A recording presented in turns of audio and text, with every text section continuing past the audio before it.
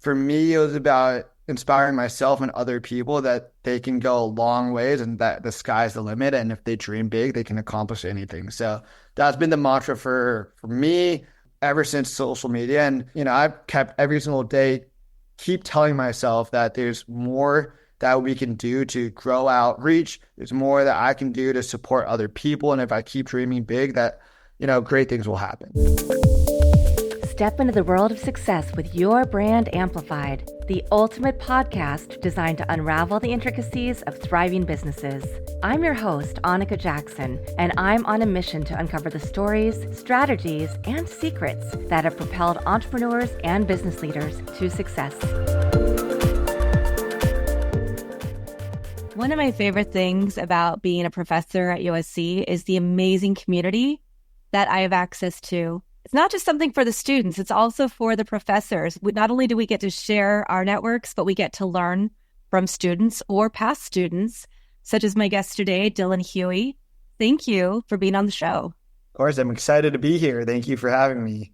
Of course. I really want to just dive right into your backstory. It's a very moment in time story, I think, about the fact that you have leveraged it into something much bigger than just yourself is amazing. Thanks. I love it. Well, yeah, let me dive into how I got started in social media and where I am now, because I grew up in Silicon Valley, obviously around technology at an early age. But for me, I really found my following on a platform called Musical.ly back in 2016. So I started off on Musical.ly live streaming for 5 hours a day. I was getting bullied in middle school and high school, and I wanted to build my audience to really show people that there's others who relate to them. So I was live streaming. The first week of me live streaming, I gained 30,000 followers, which I think was a testament to the community that I was building, where I was able to unite people and really build that sense of community and connection. So continued doing social media, was supporting my creator friends, joined USC, at USC while still doing my own social media content myself, joined a student organization that I took over called USC Reach. And I think what's cool is that me building a community on social media myself, I was able to turn that community building into a student organization at USC, where I was able to unite other content creators, really be able to come together, learn from each other, collaborate with each other, and really grow. And obviously now we've grown it out to 75 universities. So, it's been a tremendous journey from, being a content creator, growing out this nonprofit and this national organization, and really being able to kind of build the aspect of the creator community in a way that, brands and companies really aren't facilitating, which is that creators really need to come together and collaborate. Yeah. And let's take a step back. So you were being bullied at school. Mm-hmm. The 5 hours that you were live streaming, was this in the evenings when you got home? After class, I would literally live stream right when I got home. I would do anything from like reading my Shakespeare freshman high school homework assignment out loud. I would go live with other fans who would teach me things like French and Spanish and other languages. So it was really a sit down, really build that sense of authenticity that you really didn't see on a platform like Musical.ly, where at the time most people making lip syncing videos. And I think that was such a unique light that I was able to bring, was that aspect of let's really just be authentic and let's be normal human beings, talk about normal things, and really, make sure that everybody was seen in the comment section. So, whenever I'd go live, I would try to go live with other people who were in my audience, interact with them, talk to them one-on-one, have a conversation. And yeah, I think, people really resonated with that. And you're giving us a very different narrative of social media than what we usually hear in the media, right? Yeah. People usually hear how bad it is for teenagers, how it's harmed them. But you actually were able to build a community and make it a positive. And you weren't chasing clout. No. You weren't just doing it just to be popular. You're doing it to find your own community. I think that's what put me in a very unique perspective, is that a lot of people go in the social media space trying to gain followers and seeing this as a new monetization revenue stream for themselves. But I really wanted to do it for myself. I mean, even before I was posting and live streaming a lot, I was posting motivational quotes for myself and just being able to uplift myself first and foremost. And I think that that's the unique light that I was able to bring. We're getting access to all of these incredible audiences that really helped shape my confidence, who I was, making sure that, not only them, the people watching felt motivated, but it also motivated me to know that other people around me were feeling the same thing that I was. And it wasn't just me in that situation. So where a lot of people are talking about where social media causes cyberbullying and, harassment and all of these different things, I saw a complete 360. And obviously, I understand that there's a lot of cons that come with social media. And obviously, being a social media platform, any platform can see, trolls and hate online. But it's for me, I really, built that sense of authenticity and positive light that it really isn't talked about in the media. Yeah, absolutely. What was it that took you, though, from building community, building it quickly, moving on to other platforms? You have your stage name, to then brands reaching out to you to say, hey, you have a following. We Yeah. want to work with you. And then turning that into a business. I think there's a lot of different avenues. I think it really comes down to the fact that I grew up in Silicon Valley and I was really inspired by entrepreneurship in that area. And for me, I obviously wanted to be able to uplift people, but I early on saw that I was able to grow and scale so quickly. And my audience, obviously, first week I gained 30,000 followers. In the first 6 months, I was at 100,000 followers, which is, I think, a little bit easier now because TikTok algorithm is so scalable for a lot of people. And you see people growing and going viral overnight on TikTok.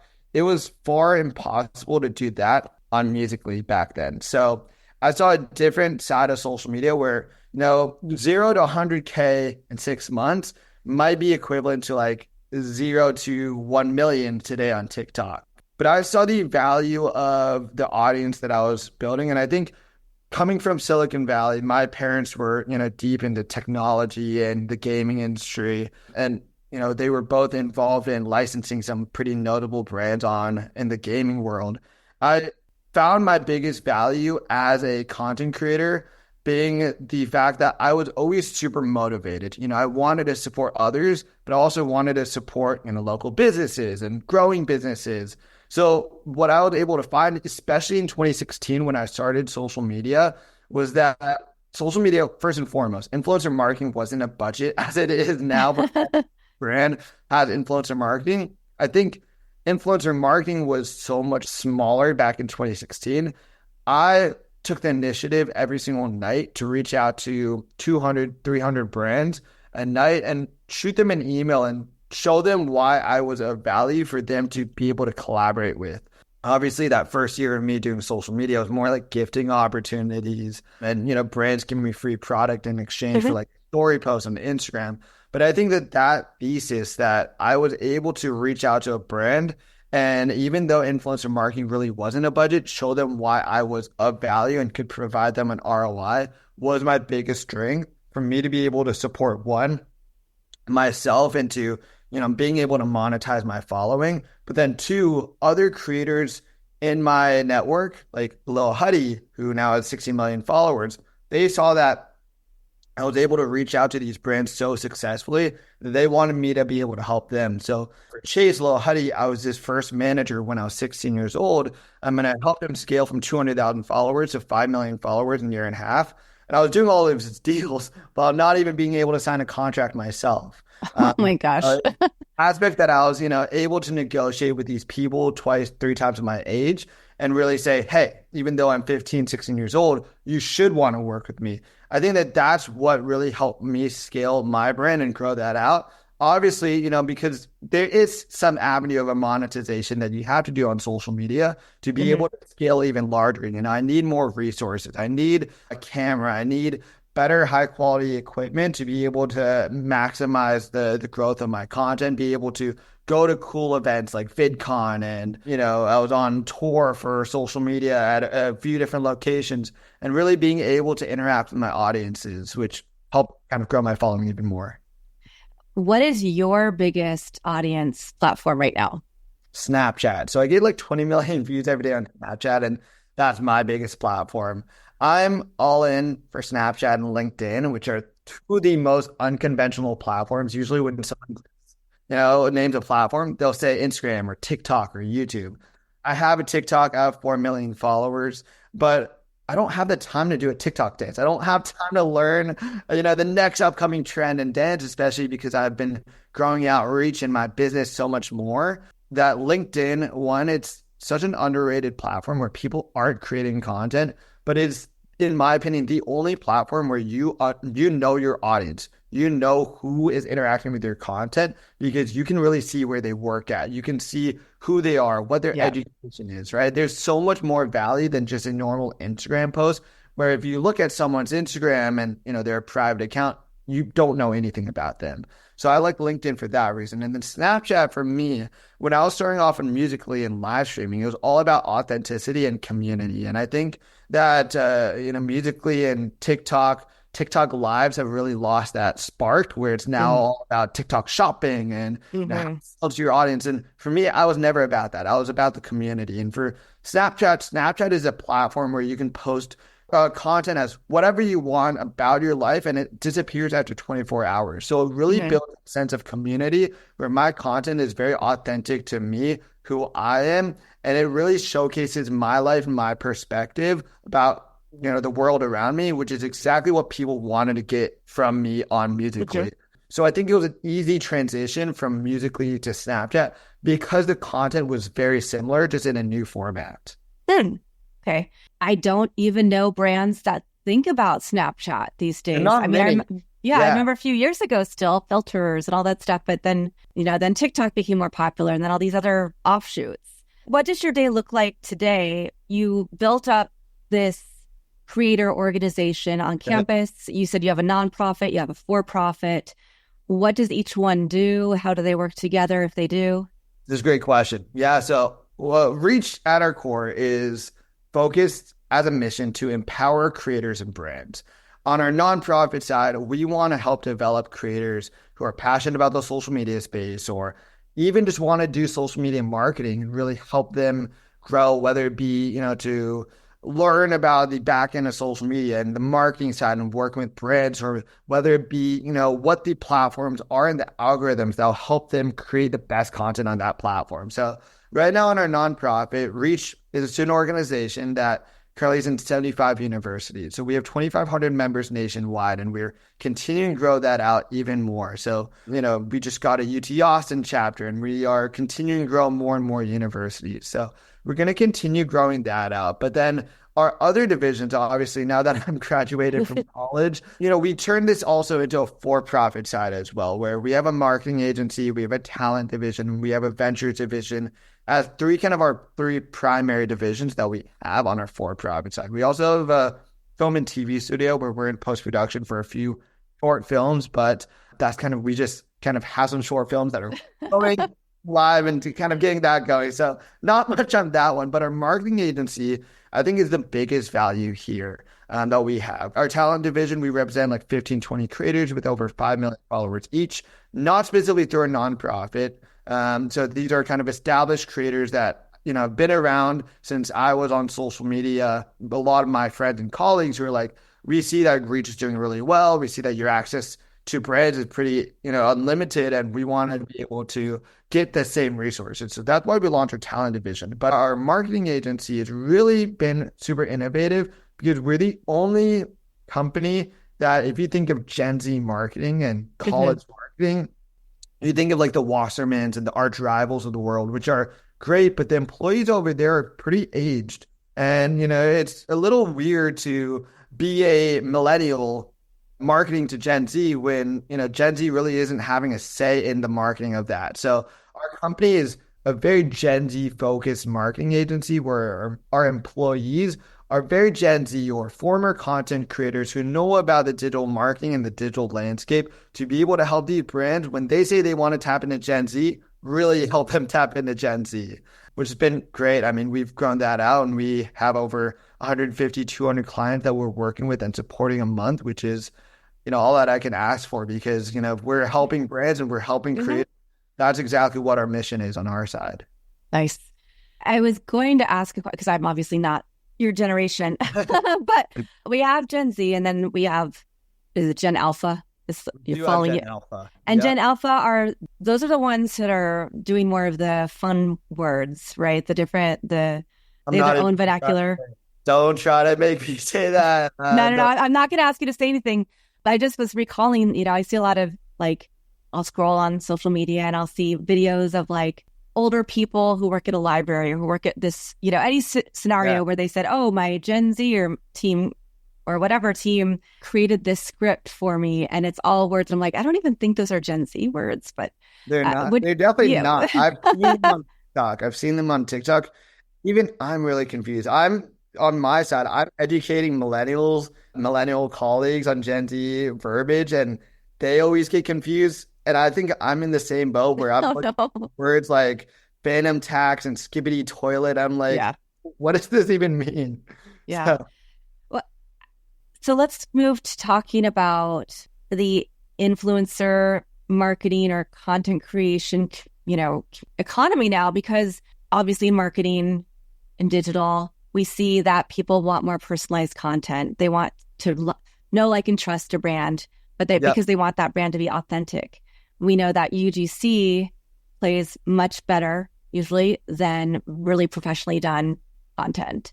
So yeah, it seems like there is a huge opportunity, but there also can be a sense of mistrust because we sometimes see really high profile people who do a brand collaboration and maybe it falls flat, or they're yeah. getting all this money, but it's not really, they don't match the brand or the brand doesn't really match them. So talk to us about that landscape and how do you help make sure that the brands you're working with are brands that you feel are intentional and that the collaborations that you're getting for your influencers are also. It's a great question. Especially in the last few months, we've worked on a lot of college marketing. And I think it's an interesting scenario because a lot of these outside marketing agencies, when they are working with college students, they're just finding your everyday college students, and those college students are taking out the brand deal even if it doesn't align with their mission because there's good payoff of it. If you have 1,000 followers on Instagram, you can do a campus ambassador program for a brand and make $250 a week, and for a normal college student that's pretty good. We've really curated the network that we built in Reach, where and I think what's great about Reach is that it's a community first, and all of our members are supporting each other, but at the end of the day they're also, if they're a creator in our organization, they're getting their own brand deals. So when we have a brand deal that's relevant to our members, they aren't going to take the first brand deal because it has good pay. They're going to take the one that they like the most, the brand that resonates with them, the brand that they're already supporting on social media.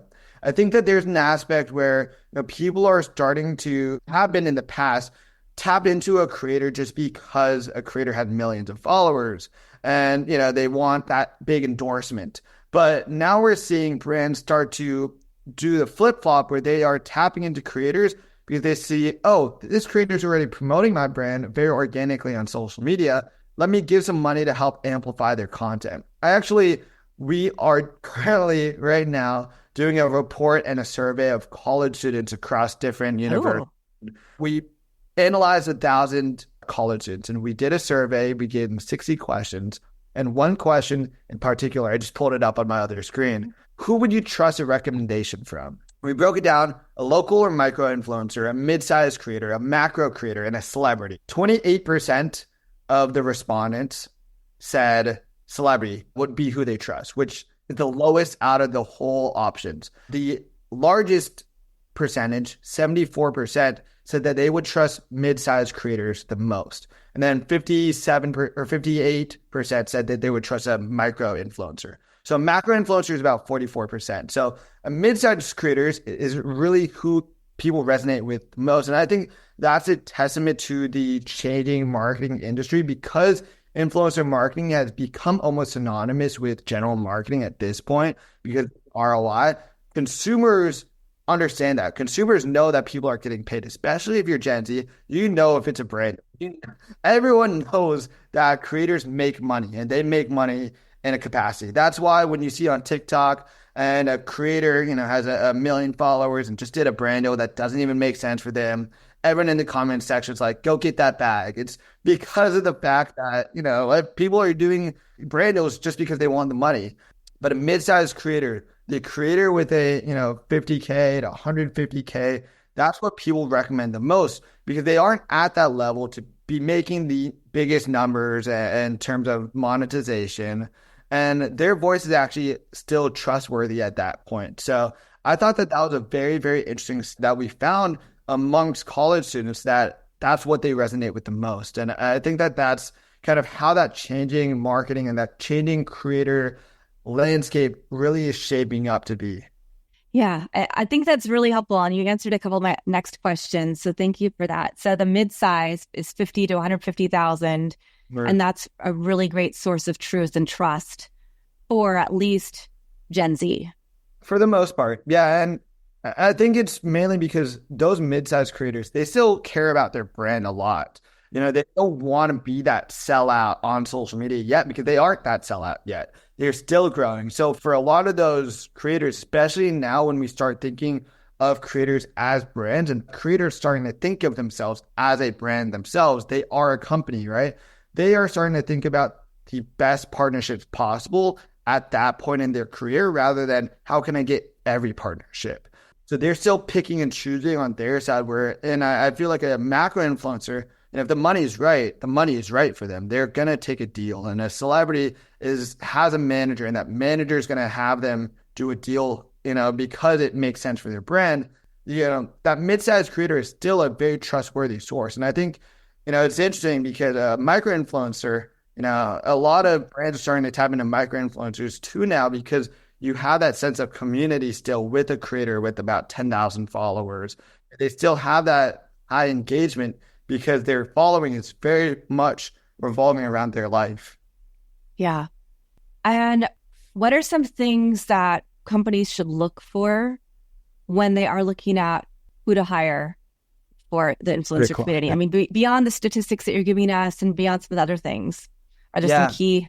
I think there's a few things. Obviously you could talk about niche, you could talk about engagement, but at least in the grand scheme of things, a creator knows their audience the best. And I think especially brands that are very, very tactical on how they want to do an influencer campaign, it's finding a creator that if you give them the brief, they're gonna make the video that you want. We're working on a few campaigns right now. We're working on a book talk campaign, and we've been looking through creators that fit this campaign. And there's a lot of book talk creators, not for us about finding any book talk creators, finding a book talk creator that is interested in fantasy books or interested in hearing that book talk creator speak, which is exactly what the brief that we have is. So there's a lot of fine line items where if you have a big brand that has a lot of red tape on it, figuring out the creator that's going to be able to match that red tape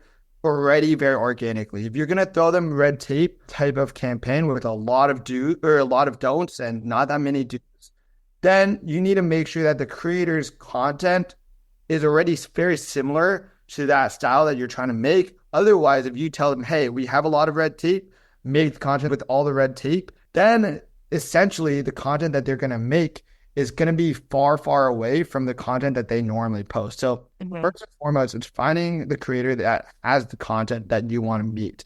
Second big thing that I think brands are doing not that much of is figuring out your target audience as a brand and then figuring out the creator analytics based off of that, which is still a statistical number, but it's a brand that has a female Gen Z audience. You want to figure out the potential reach for that buyer group that you want to sell to. Not just, hey, they have a 1 million followers and majority of their following is females. It's, what is that audience that is Gen Z, that is females? That's really the target demographic that you want to hit. But beyond that, there's a lot of things like just making sure that the creator that you want to work with aligns with your mission of value. I think, first and foremost, it's about finding the creator that is already enthusiastic to go above and beyond for the brand that they're working with. One that already loves the product is like, instead of campaign being one story post, I'm going to do two more just because I love the brand so much. Nice.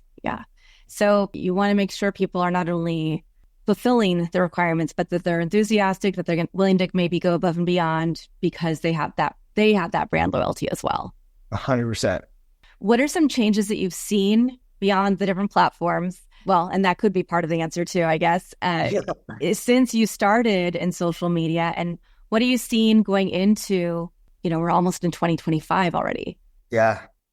I mean, I think the most obvious thing that I've seen in the economy today is the fact that when I started back in 2016, influencer marketing wasn't a budget in any of these. Hmm. It was maybe a small 1% of their total marketing budget, but they didn't have a team of influencer marketers or influencer strategists or creator economy, creator partnerships, where now every company, it's essential to have an influencer marketing team. Actually, I think brands think that they're behind if they don't have an influencer marketing team in today's kind of economy.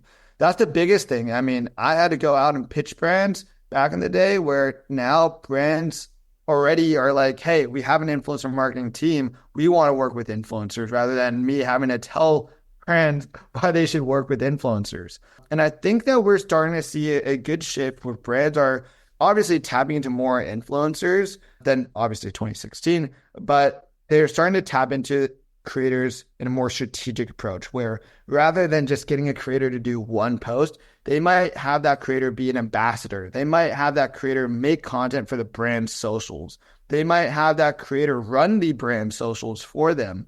There's a lot of movie studios that are starting to get a cohort of creators to run their fandom movie title TikTok accounts. And I think that that's just such an innovative way to, get the creators who know about algorithms, who know how to go viral, involved in helping to build brands. I think that's one very, tactical brand side of, the change of the creator economy. And I think beyond that, we're starting to see a good shift where, a lot of what we can do as creators is starting to be democratized, where it's easier now to be a creator more than ever. There's so many tools out there. There's a lot of resources. There's a lot of tech platforms like Opus Clip, and Opus Clip lets, creators take long form videos and they'll automatically utilize AI to create it into 15-second sound bites. That's so powerful for creators because it saves them time. It saves them work. There's platforms like Descript as well that help with editing podcasts. A lot of these different resources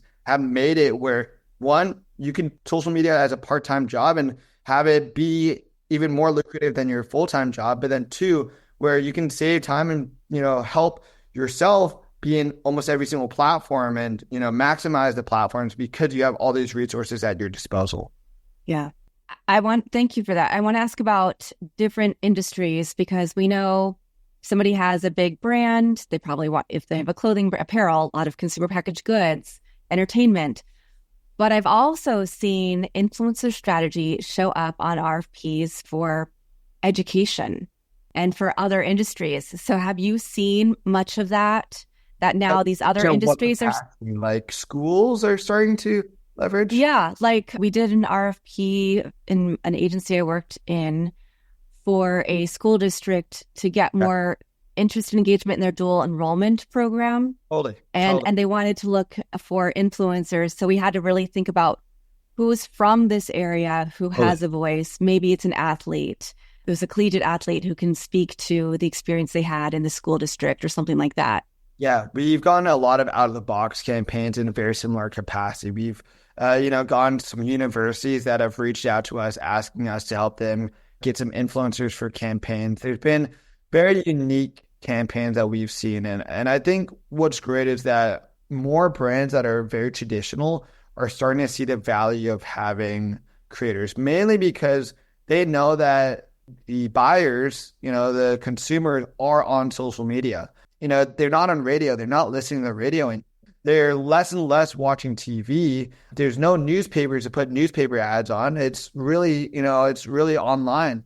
So, advertisements in different websites, advertisements on different mobile apps, influencer campaigns, social media strategy are quintessential for these brands. And they understand that is quintessential for them to really tap into where consumers are in a very easier, cheaper way, because rather than tapping into radio where only, X percentage of Americans are listening to radio anymore, they know that a good majority of individuals are on social media in some capacity. So it's easier to reach people where they are than to chase people on a platform that they're not.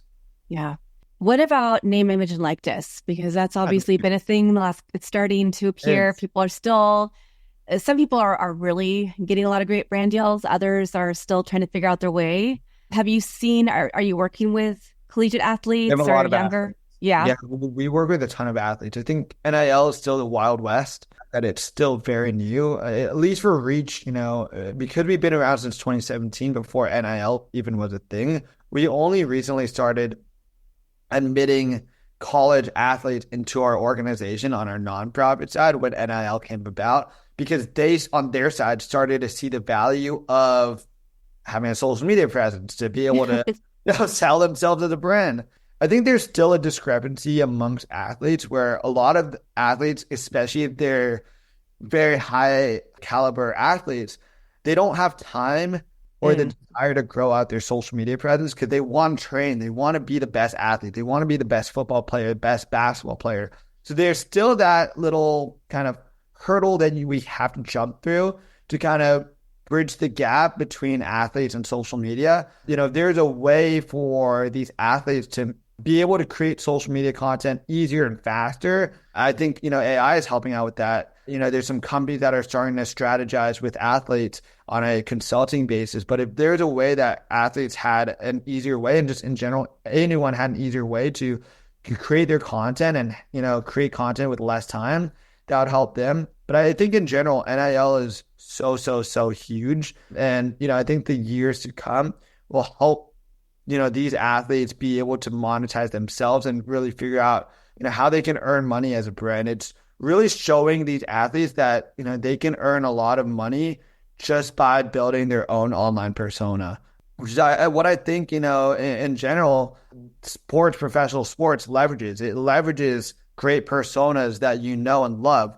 Stephen Curry, tons of football players, Shohei Ohtani on the Dodgers. These are people that you want to be able to support and love. And if you can support them on social media and kind of hear a glimpse into their personal life, brands want to be able to leverage that and tap into that as well. So we've obviously seen so many brands start to tap into NIL, which is great. More and more brands are starting to tap into it. On our side, we're meeting with a lot of brands that want to be able to leverage athletes. So that's been, huge, and brands are starting to get more involved into it, and especially brands that have already been working with professional athletes already. It's such a no-brainer to tap them when they're in their youth and when they are just now getting started. If a brand is fairly new, they're still on the small business or the small, medium-sized business spectrum, solo entrepreneur, maybe starting to hire a few people, at what point, I should say, does it make sense for them to think about influencer marketing as part of their overall strategy? Because I know at that level, people are going, we need reviews, we want ratings, we want people to give us testimonials, but to take it to the next level. I think here's the thing. I think before you even think about influencer marketing, you need to think about digital marketing as a whole. It's important to have a digital presence. And if you're a solopreneur and you're one person's show, you're responsible for building your own brand, and you need to create content that will help build that cult following. I think when you are ready to get influencers is when you have somewhat of a following yourself as a brand. It doesn't mean you have 10,000 followers on TikTok as a brand page. It means that people are really devoted to buying your product, and you can be able to segment your audience persona. When you can be able to identify, here's the average buyer and here's the recurring buyer who's constantly buying my product, then you can be able to create an educated influencer strategy that you're like, these influencers have the audience that I know are going to buy my product, and I'm not actually going to waste my money just to buy ads. I'm going to spend my money knowing that I'm going to get an ROI back. Because if I didn't know who my audience was, I would rather spend my money on identifying it through growing out my own social media, through engaging in a community, by building my own community with content myself as a brand, showcasing my products to Instagram, to TikTok, to YouTube, telling people myself, this is my company and this is why you should love it, and figure out the people who are loving it. Yeah. Amazing. You've covered so much and given us so much great information for people to think about.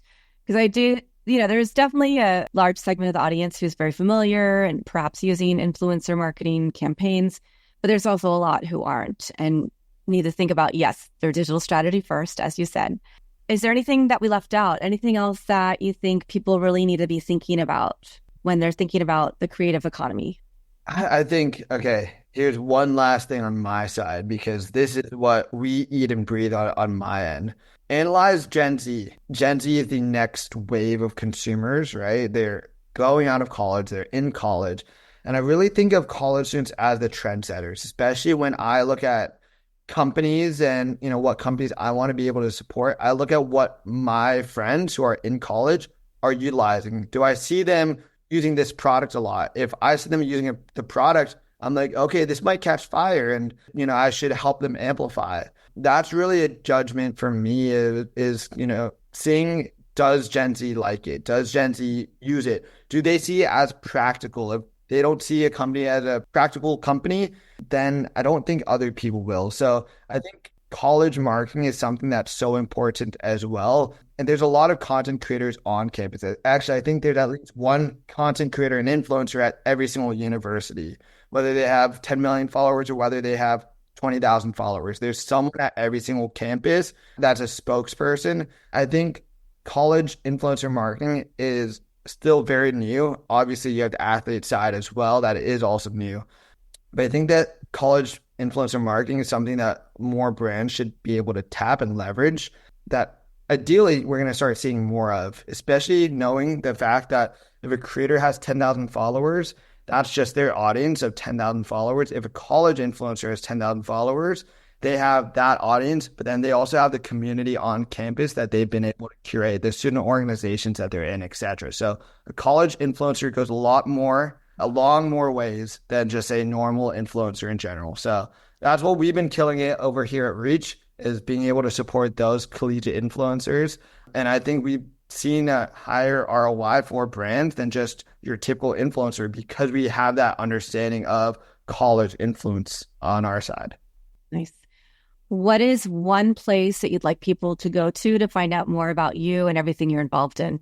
It's a great question. LinkedIn is my go-to platform. Okay, So amazing. LinkedIn, Dylan Huey. I try to post almost every other day about marketing. So I think especially if you love this conversation that we just had, I post so much for free about here's how to strategize influencer marketing. Here's what brands should do. And especially if you want to be able to take what you learned today from this podcast and be able to grow it out even more, my LinkedIn's the place that you're going to get even more resources.